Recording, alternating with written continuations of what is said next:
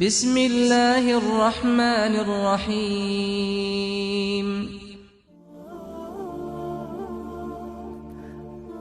خداوند روز از عزراییل علیه السلام پرسید: آیا تا به حال در وقت جانی کسی را گرفتن گریه کرده ای؟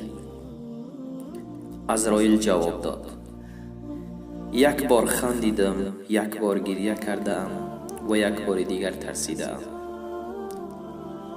خندم زمانی بود که با امر تو مرد را باید جانش را می ستانیدم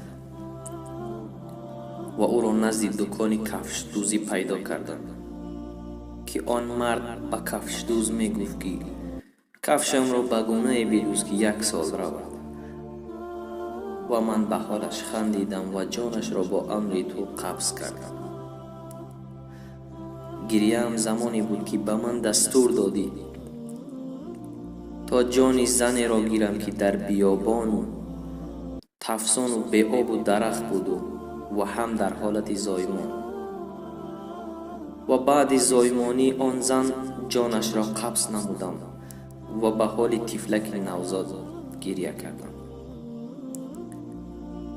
ترسم زمانی بود که جان مرد فقیه و عالم را باید می ستانیدم و هرچند به منزلش نزدیک می شدم نورش بیشتر می گشت، و زمانی که جانش را گرفتم از درخشش چهره اش ترسیدم و وحشت زده گشتم. در این هنگام خداوند به عزراییل عرض کرد: ای عزراییل، میدانی که آن عالم نورانی کی بود؟ او همان نوزاده هست که جان مادرش را در صحرای تفسان گرفته بودی و آن نوزاد تنها در صحرا مانده بود. من مسئولیت آن طفل نوزاد را به عهده داشتم. ای عزراییل، هرگز گمان نکن که به وجود من موجود در این عالم بی سرپناه بماند.